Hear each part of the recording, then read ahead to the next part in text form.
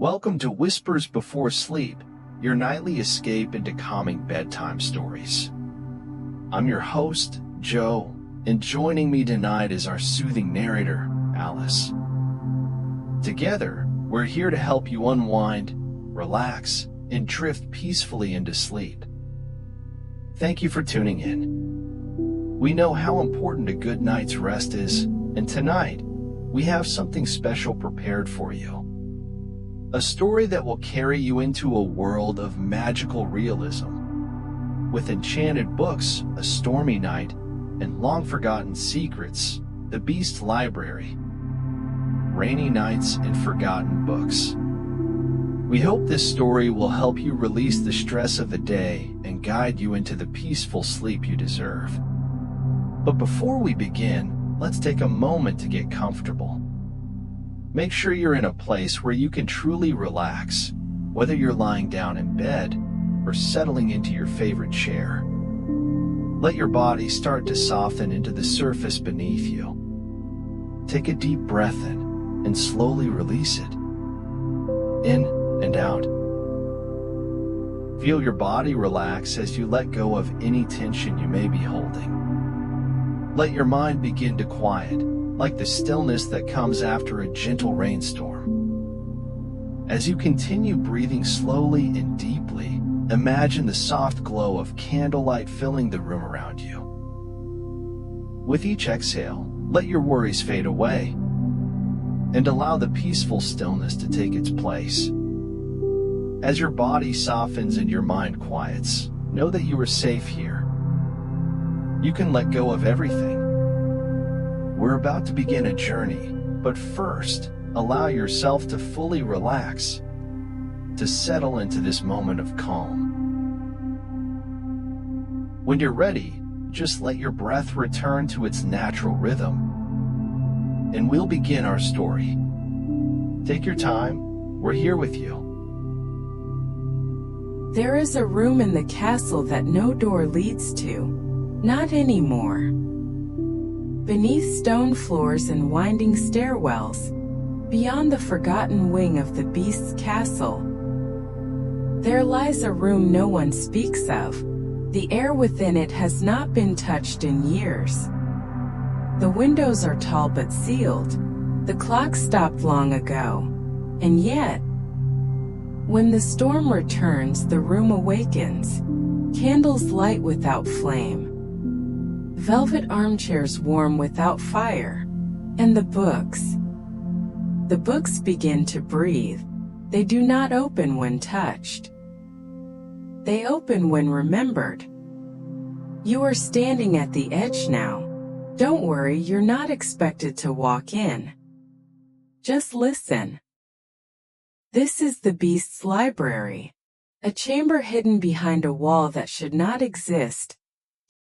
Deep in the castle's oldest wing, once it was alive with curiosity, with wonder, with someone's love. But now the only thing that stirs here is memory. You can smell the age in the air, old paper, lavender and ink. You can feel the velvet of the chairs, still holding the shape of someone long gone. Listen carefully, and you may even hear the hush of rain against stained glass. When rain returns to these stones, the books remember who they were. Each story whispers not from ink, but from emotion, from things left unsaid, from what was hidden behind the final page. Tonight, 3 books will speak, but only one carries something that was never meant to be found. A memory that was not written but sealed. And once heard, it may not let go. No one told him to go back. No voice called his name. But something had changed in the rhythm of the rain, and the castle remembered. A breath ago, he had been staring out a window, the storm smudging the world beyond the glass.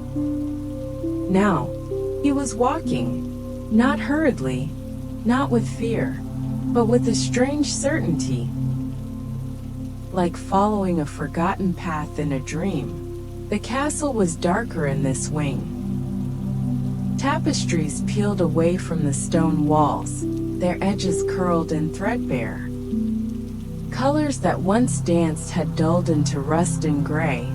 Patterns faded into memory. One tapestry showed a fountain that no longer existed. Another, a young boy reading under a tree. The boy's face was blurred. The tree was gone. His footsteps echoed, not loudly, just enough to remind him he was alone. But even that wasn't true. He could feel the weight of the past pressing gently around him. Watching, listening, waiting. Paintings lined the corridor. Portraits with faces the rain had almost erased. But the eyes had not faded. They followed him, not with judgment but with recognition, as if he had been expected. The hallway narrowed. One more corridor, lined with tall arched windows fogged with age. Raindrops streamed down the glass in crooked paths, bending the moonlight. The air turned colder. Not with malice, but memory. A cracked mirror leaned against the wall. His reflection flickered, then steadied. He did not linger. At the end of the hall stood the door. No handle, no keyhole, just a wooden panel. Older than any other part of the castle. A door built to be hidden. And yet, tonight it was open. Just slightly, as though it had never been locked. A breath of air drifted out, cool, dry, and scented like ink and forgotten flowers. He stepped through. The room welcomed no one, but it did not resist him. The walls were lined with shelves so tall they disappeared into shadow. Books of every shape, bound in leather, in velvet, in stitched bark and silver thread. Dust rose in spirals as he walked, disturbed by the presence of someone it used to know. In the center of the room, where moonlight should not have reached, something hovered, a book. Suspended in air, spine upright, as though balanced by thought alone. It glowed faintly, not with heat, but with memory. He stared at it, and something inside him moved, a sense not of fear, but of unfinished conversation. He didn't remember the book, but the book remembered him. He reached out, slowly, not to take it, but to ask permission, and in that moment the book turned on its own. The cover bent open, the pages fluttered once, and a voice, not his own, spoke without speaking. This is not just a story, it is a memory long forgotten. The room held its breath, the candlelight steadied. The book was ready to tell what had waited years to be heard. But even now, something in the room hesitated, as if some part of the story was still deciding whether to be revealed at all. Some books do not tell stories, they remember them. And when the rain returns, so do the memories. The first book floated gently from its shelf. Its cover, thick, dark leather warped with age, opened without a hand. Pages turned themselves until one stopped, just one. The library fell still. Even the fire lowered its breath. Then a voice, soft as old dust. The mirror keeper. And the memory began. She lived in the village beyond the woods, at the edge where roads turned to roots and stories lost their way. She was not known by name, but by her quiet, and by the things she gathered. Not charms, not herbs, but shards of glass, corners of mirrors discarded by others. Cracked reflections, edges dulled by time, the kind of fragments no one missed, except the light. She fit them together, not with glue or lead, but with thought.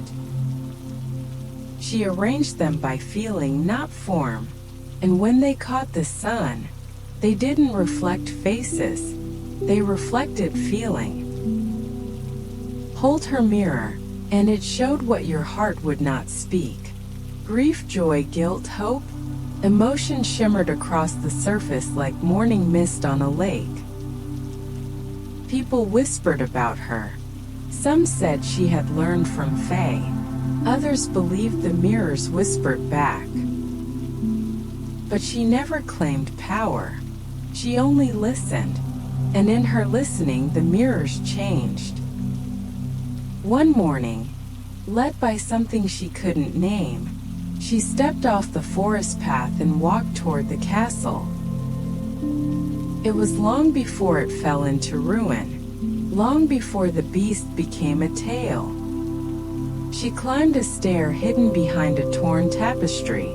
At the top, a round room, forgotten, undisturbed, the hearth cold, the windows dust-veiled, but the air watching. She left behind one small mirror, a gift, placed gently on the sill, a crack down its center. A warmth still held in the glass from her hands, and then she left, not knowing the room would keep it, not knowing the castle would remember her. Years passed. The castle faded into thorn and tail. She forgot the stair, the stone, the room, but not the mirror. It found her again, first in dreams, then in moments that made no sense. A glimmer in a puddle, a stranger's eyes looking like her own, a heartbeat when she passed by her workbench of silvered shards. And then one night when the rains returned, she followed the feeling again, the same path, the same hidden stair, and the room hadn't moved. Dust waited for her, air remembered her breath, and the mirror was whole. She stepped inside. The mirror flickered. Her reflection stood where she did, but did not move when she moved. It blinked but a second late. Then it smiled. A smile she had not worn in years. A voice came, not aloud, but in her head. Or was it the mirror? You left a piece of yourself here, it said. But you were not alone. The glass shimmered and changed. Now it showed a boy. A quiet, wide-eyed boy, alone in the same room, books in his arms. Curious, gentle, unchanged by time. It was the beast, before the word ever applied, before the curse. He had found her mirror, and it had found him. It had shown him things he did not yet understand. And he too had left something behind. A laugh, a question, a tear. The mirror held them all, waiting. But then the mirror changed again. Now it showed her past selves, not moments but feelings. She saw the night she said nothing when she should have screamed. The morning she smiled when her chest ached. The friend she turned away for fear of being seen too clearly. Each time her reflection watched her, quiet, patient, and when she looked into her own eyes, she saw the part of herself she had sealed away. Afraid of breaking, and so she did the only thing left. She placed her hand on the mirror and whispered, "I forgive you." The mirror softened. Its surface rippled like water, And just as the final image faded, she saw something else. Not her, not the boy, but another face. Not human, not known, watching from within the glass. Still, unblinking, she stepped back. The glass went dark. A sound, like breath on a window pane. The book in the beast's hands closed, not with a snap, but with the softest sigh. And the storm outside pressed closer. Some stories end quietly, others echo. The library stirred. Another book trembled, waiting. The library waits. The storm continues, but the world within the library is still. Every book listens. Every creak of the wood, every soft shift of the shelves, they know the storm. They wait for the moment when the rain awakens the stories. In the dim glow of candlelight, the room stirs. Dust dances through the air like the remnants of forgotten whispers, and the room itself seems to lean forward, listening. On the far side of the chamber, an old drawer groans. It opens slowly, though no hand touches it. The sound of it echoes through the silence, sharp against the stillness. Inside, empty, but the feeling of something waiting. And then from the shelf nearest the hearth, a soft glow pulses. Not from the flame, not from the storm, but from something deeper. A book, its cover delicate, faintly illuminated. The glow flickers like the first moments of dawn before the sun rises. It draws attention, as if the book itself knows the weight it carries. Its cover, simple at first glance, but there, etched into the leather, faint and fleeting, are images of feathers. Soft, delicate bird feathers. They shimmer almost too softly for the eye to catch. Some books are not written with ink. They are written with longing. And as the book rests, its cover caressed by candlelight, the air thickens. The library holds its breath. Even the rain seems to slow, as if it too waits. Not all stories seek to be told. Some are only ever meant to be felt. The book glows brighter. Faintly at first, a trembling light growing into something more certain. Beckons. A call perhaps, or a memory rising to the surface. But before the book is touched, before its cover is opened, a whisper dances through the room. A soft, wordless breath on the wind. And for a moment you feel something else. Something in the room, not quite of the books, not quite of the storm. A movement, but not from the books. This is not just another story. It's a longing, one that was never answered. The glow intensifies. A shift of air, almost imperceptible, pulls your attention back to the book. It hums now quietly, waiting. Some books wait for the ones who will understand them. As the book pulses with light, the storm outside rages on, but here in the quiet library, it is as if time itself hesitates. The room, still and expectant, seems to whisper in tandem with the wind. A flutter of pages, though no one turns them. A shiver, as if the air around the books knows what is coming. When a book has been waiting this long, its story is no longer simply told. It is drawn from the one who opens it. The book begins to tremble just slightly, and then, just as a flicker of thunder crashes outside, a voice whispering escapes the spine of the book, not spoken but felt deep within the chest. The story has begun. The library listens. The storm listens. And so do you. In the space between the pages, the story does not wait for a reader. It waits for someone who will answer. Before the beast there was a prince whose heart was once tender, whose dreams were once pure. But in the seclusion of his great castle, something began to change. There was an isolation so deep it could drown even the most vivid hopes. The prince, young and full of promise, lived among stone walls and sweeping tapestries that had long lost their color.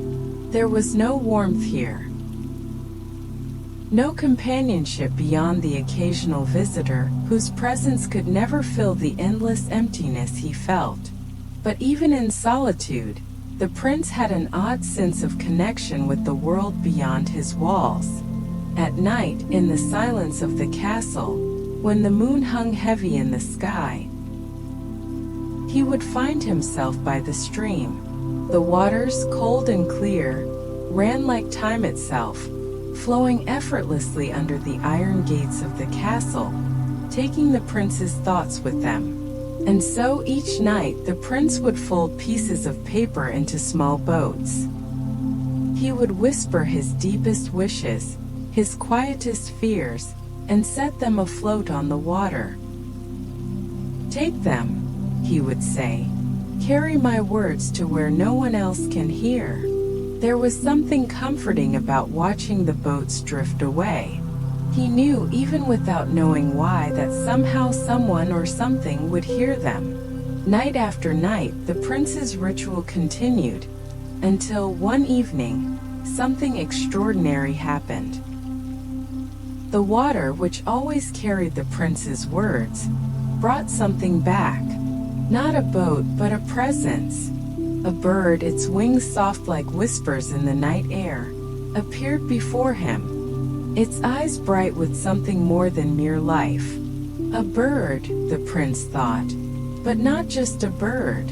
The bird did not simply appear and disappear like the animals of the forest. This bird, unlike any he had seen, was enchanted, and the prince, now captivated, began to realize that it was no ordinary creature. Night after night the bird returned, always with the same strange ritual. It would take the prince's boats, return them, and with them a new message, a story. The prince's world expanded with each passing evening, as the bird brought tales from distant lands, stories of adventures the prince could only dream of. These stories, he mused, are they meant for me? And slowly over time, a bond was formed between the prince and the bird. They shared a strange communion. The prince's loneliness began to ebb as he read the stories aloud in the quiet of the castle. He shared his most hidden fears with the bird, and the bird shared its stories in return. One night, the prince spoke his deepest fear. What if I change? What if I become a creature that no one could love? What if I am becoming something monstrous? For the first time, the bird was still. It did not return that night. The prince, uncertain and troubled, waited for its return. He knew not what to do. Days passed. Where is the bird? He wondered, staring at the empty stream. No answer came. No sign. Only the silence of the castle. The prince wandered the halls, lost in the void left by the bird's absence, until one evening, the sound of soft feathers brushing against the stone broke the stillness. The bird had returned, but this time, something was different. The bird did not carry a message. Instead, it simply perched on the windowsill watching. Its eyes were no longer filled with the warmth they once held. They were distant, as if the bird had been somewhere far beyond the prince's reach. For many nights, this pattern repeated. The bird would arrive, silent and motionless, simply watching as the prince continued his ritual. He would speak to it, but it never replied. Yet despite its silence, the prince knew the bird was still there. Even as he grew more isolated in the depths of the castle, the bird remained a constant presence, silent, ever watchful. It never left him. And then one fateful night, as the prince sat in the castle's great hall, the storm rolled in. The wind howled. The rain beat against the windows, rattling the glass in their frames. A storm that had not been seen in many years swept through the land. And in the midst of that storm, there was a sound, a rustling of paper, faint but unmistakable. The prince's heart raced. He stood, not knowing why, and walked toward the old library. There, on the topmost shelf, something glowed faintly in the dim light. An old book bound in faded leather, its pages untouched for years. The book was not marked with any title or insignia, but it called to him, and as his hand reached out, a strange sensation swept over him, like the weight of memories pressing down on him. Memories he hadn't thought about in years. As the prince opened the book, the pages flickered to life. The words that appeared were not inked. No, they shifted and changed, as though written by invisible hands. The first words read, "The bird was never a bird." It was a soul, bound by the castle's curse, a silent witness to the prince's deepest fears. A chill ran down the prince's spine, as the pages continued to reveal the truth. The bird, his constant companion, was not just a creature of the night. It had been cursed, trapped within the same spell that bound the castle, sharing the prince's loneliness, his anguish. The bird had never left. Even in silence, it had stayed. It was the one thing that had remained through every dark moment of the prince's life. The prince, now realizing the true nature of his companion, closed the book with trembling hands. But as he did, he heard something, a flutter of wings, as if the bird had been perched right beside him, waiting for him to understand. And in the stillness that followed, the prince finally understood that the bird, the soul he had thought gone, had never left him. It had always been there, watching him from the shadows, guarding him. The book closed with a quiet flutter, like the soft beating of wings. The storm passed, but the prince was left with the understanding that what he had feared was not the worst of his transformation. It was the loss of something that had always been there, something that never truly left. The rain, it softens. The storm recedes, its fury quieting as it drifts into the night. The air grows still, like the space between two heartbeats. For a moment, there is nothing but the sound of the rain,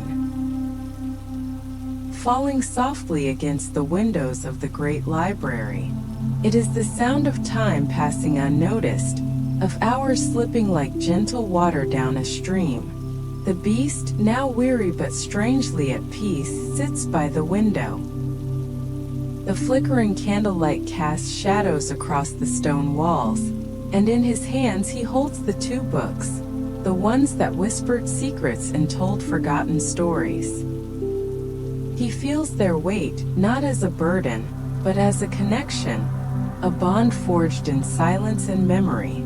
These books, these tales, have become something more than just words on paper. They have become part of him. In the quiet of the room, there is a softness that settles around him, a warmth that spreads from the heart of the library, curling around his thoughts. He is not alone here, not anymore. The library hums, a soft, enchanted pulse that lingers in the corners of the room, in the pages of every book that has ever rested here. Some stories, they never truly end. They slip beneath our skin, fold themselves into the fabric of our lives. They whisper to us long after we have turned the last page. They are never forgotten. There is a rhythm to the library tonight, a calmness that invites the listener to breathe deeply.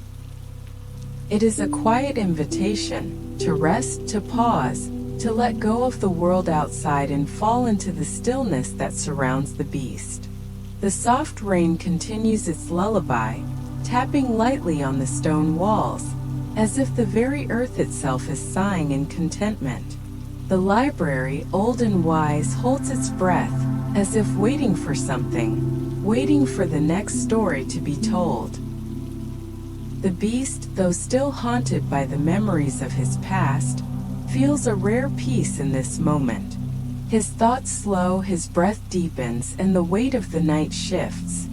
And so the beast rests. The storm has passed, and the library settles into silence. For a moment, there is no urgency, no need to search for answers. Just the quiet hum of stories that are told, and those yet to be whispered. The room itself feels alive with these stories, the walls lined with the echoes of everything that has come before. Every book, every whisper, every turn of a page carries with it the memories of those who came before. And for tonight, the beast is no longer alone. Feel it. The air grows heavier with the softness of the rain. It feels like a blanket, wrapping the beast, and you, dear listener, in the warmth of this enchanted space. Every breath is slower now, every thought more distant, as the world outside fades away. Some stories never end. They become part of us. Breathe deeply now. Let the weight of the world lift, if only for this moment. The library hums in soft, enchanted silence. You are safe here. You are part of the story now. And for a while, it is enough to simply rest. Feel the quiet pulse of the library, the soft rhythm of time passing, and in this stillness, let yourself drift. The library has many stories. Some are already told. Some will never be told aloud. But for tonight, you are part of them. There are memories we hold tight to, ones we choose to keep locked away, hidden from time. And then, there are the memories that find us, whether we seek them or not. The beast's fingers graze the cover of the journal. Its leather is worn, the pages within almost as fragile as the memories they contain. This book, hidden in the farthest corner of the library, has remained unopened for years. Tonight, however, the time has come. As his thumb touches the cover, there is a quiet sense of inevitability. Something has shifted, and the library itself seems to wait in silent anticipation. The beast slowly lifts the cover. The scent of old paper and ink fills the air. Each page is a forgotten fragment of Belle's thoughts, never shared aloud. Each page, a reflection of the love they once shared, and of the loss she felt, too deep to speak. This was not a journal of joy, but one of unspoken truths, poems, sketches, reflections, thoughts meant for no one but herself. But some things, some truths, are meant to be read aloud. This book, once hidden, is now about to reveal the heart of a woman who has long since left the castle. The beast opens the first page. It is filled with delicate sketches, scenes of the castle as she had seen it in her quiet moments. There are poems, too, written in Belle's elegant handwriting. Words left to linger in the stillness of the room. Each page holds something raw, something tender. As the beast turns the page, there is a sudden shift. One of the pages is torn, its edges frayed and worn as though it has been handled countless times. The page before it is smudged, darkened in places, and one of the corners is burnt. The beast's breath catches, the crackling sound of the fire growing louder in his ears as he traces the damaged edges. Not all things were meant to stay intact. Some things are left broken, unfinished, or lost. He carefully unfolds the next page. This one is different. The ink is still vibrant, the words crisp. But there is an unmistakable faint glow emanating from the paper itself. The words seem to shimmer, as if calling to him. He reads aloud softly, barely a whisper. If I ever leave, it's not because I stopped loving you. It's because you were finally free. The words hang in the air, each one heavier than the last. The beast stops. His fingers hover over the page, and for a moment, everything around him goes still. His heart beats louder, echoing in the silence of the library. This was not something Belle had ever said to him directly. This was something buried deep within her, something she never had the courage to say aloud. The truth she never spoke, the truth she left behind in the pages of this journal, the truth that was never meant to be known. The beast flips through more pages and the story begins to unfold, of Belle's inner conflict, her love for him, her regrets, and the way she prepared herself to leave. The journal slowly becomes a map of the life they had together, and the life they never could have. And yet, as he reads, a chilling realization settles in. Belle had been preparing to leave him, but she never did. The pages begin to blur. The story she had written remains unfinished, lingering on the edge of revelation. It becomes clear. Belle had known her own heart would one day pull her away, but she had also known the beast's heart could never follow her into the freedom she sought. Some pages in the story of love are torn, never to be fully read, never to be fully understood, and some pages remain unopened, just waiting for the right moment. But in this story there is one last page. A whisper, a clue. The beast turns the final page. It is empty. Nothing but the blank expanse of paper. And then the book whispers faintly, almost imperceptibly. Not with Belle's voice, but with his own. His memories echo back. His regrets, his love. His own version of the truth he never allowed himself to say. The beast's own voice mingles with hers, speaking not to Belle, but to himself. It is a message of closure, one that was never delivered aloud. I kept you here when you should have been free. I kept you when you needed to go. And so the journal closes, not with a dramatic flourish, but with the quiet of a life finally understood. A life half-lived, half-understood, and always incomplete. The beast sets the journal down slowly, the quiet of the library settling around him. He lets out a breath he didn't realize he'd been holding. The book is closed, but the echo of Belle's final words linger, softer now, like a breeze that brushes against the skin, leaving behind a feeling of melancholy, but also peace. The story of Belle. It doesn't end with the page turned. It drifts, unfinished. Like most love stories, it stays with us in ways we may never fully understand. The storm has passed, and the world outside is still, quiet in a way that only a storm's end can bring. The moon, now high in the sky, begins to shine through the great stained glass windows of the library, casting long pale beams of light across the room.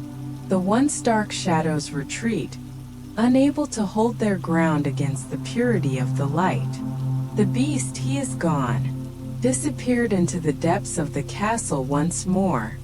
leaving behind only the soft traces of his presence. The books, still open on their ancient shelves, continue to breathe, their stories lingering in the room like the fading scent of rain. For a moment, all is still. The library, once alive with the storm's energy, settles into a different kind of silence, a silence that speaks louder than words ever could. The books remain, their covers worn with time, their pages brimming with untold stories, untouched memories. They are not merely books, they are keepers of moments, of emotions, of pieces of the past. There is something strange in this silence, not emptiness but fullness, a feeling that something remains, even when all appears to have been said and done. A heartbeat, faint but steady, hums from the shelves themselves. The magic that lives here, that has always lived here, pulses through the room like a living thing. This quiet hum, this resonance is not loud, it does not need to be. It is the sound of stories lingering, of a place that has borne witness to so much, and yet never shared all that it has seen. The library holds more than the beast can ever comprehend, more than any one person could understand. One day you may return here, and the books will remember your name.